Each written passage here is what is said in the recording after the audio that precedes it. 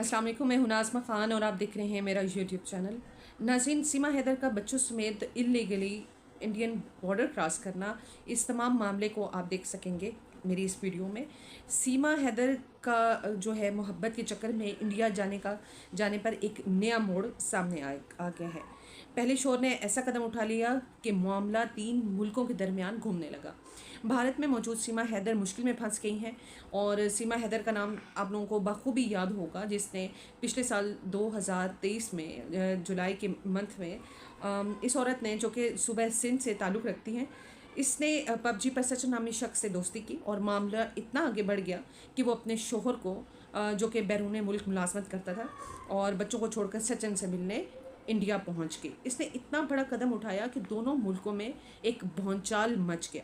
वो इस वक्त इंडिया में मौजूद है और सीमा की शादी पाकिस्तानी शहरी हैदर शख्स से हुई थी और वो अपने 4 बच्चों समेत अपनी एक ज़िंदगी गुजार रही थी। सीमा हैदर और सचिन की मोहब्बत की कहानी जो शुरू होती है वो पबजी पर शुरू होती है और जो बाद अज़ां पाकिस्तान और भारत में समाजी कशीदगी की वजह से एक हाई प्रोफाइल जो है वो केस बन जाता है। बताया जाता है कि सीमा हैदर गैर कानूनी तौर पर भारत में दाखिल हुई ताकि सचिन से मिलकर इनके साथ रह सकें, इनके साथ शादी कर सकें।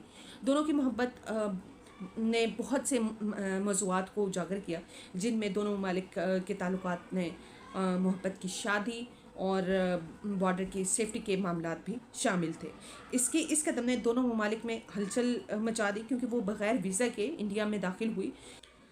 इसने इंडिया जाने के लिए एक बड़ी प्लानिंग के तहत जो है वो अपना रास्ता मुंतखब किया। इसने इंडिया जाने के लिए नेपाल का रास्ता इख्तियार किया और पहले ये मौसूफ़ा जो हैं दुबई में जाकर अपना क़याम करती हैं, वहाँ पर जाती हैं और इसके बाद ये नेपाल की जो है वो फ़्लाइट पकड़ती हैं और वहाँ पहुँचकर ये सड़क के रास्ते जो है वो इंडिया जाने का फ़ैसला करती हैं।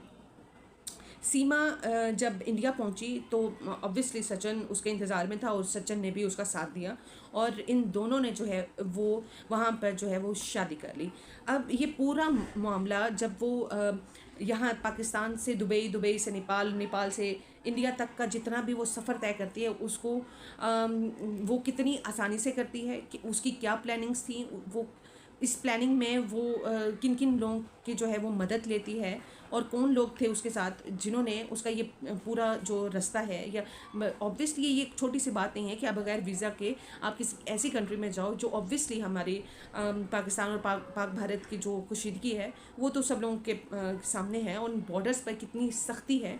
तो ये सारा मामला जो है वो कितनी आसानी के साथ अपने लिए वो आसान कर लेती है, ये वो खुद ही जानती होगी, क्योंकि उसने ये एक बहुत बड़ा कदम उठाया जिसने पाकिस्तान और भारत की जो है मीडिया की जो तवज्जो है वो अपनी तरफ मबज़ूल कर दी। इस केस में भारत और पाकिस्तान की जहाँ कशीदगी को हवा दी है, उसी तरह से कुछ शुबहात को भी जो है वो इजहार लोगों ने भी किया। पाकिस्तान और भारत दोनों ममालिक से लोगों ने अपने मुख्तलिफ़ किस्म के जज्बात का इजहार किया। कुछ लोगों ने इस पर शुबहात का इजहार करते हुए इसको एक एजेंट का नाम दिया, कुछ लोगों ने इसको बहादराना मोहब्बत का नाम दिया, कुछ लोगों ने इसको कानून की खिलाफ वर्जी करते हुए बताया गया और कुछ लोगों ने इसके ऊपर सख्त तनकीद की और इससे शोहर के साथ बेवफाई करने के बारे में भी रिपोर्ट्स आई हैं। और कुछ लोगों ने ये भी कहा कि इसका शोहर के साथ ना सिर्फ बेवफाई करना ये एक बहुत गलत कदम था, बल्कि दूसरी तरफ इसका मज़हब तब्दील करना, ये टॉप ऑफ द लिस्ट लोग इसको डिस्कस करते हैं। इस दौरान पहला शोर सामने अब आ गया है और दोनों ममालिक से इसने मदद की अपील की है और इसने सदर पाकिस्तान और नेपाली सदर को ख़त लिख दिया है। इसका कहना था कि सीमा हैदर और बच्चे खुद नहीं गए, बल्कि अगवा करके भारत ले जाया गया और इन पर तशद्दुद करके इनका मज़हब तब्दील कर दिया गया है। इस केस के नताइज क्या होंगे, इसका मुस्तकबिल क्या होगा, ये देखना अभी बाकी है।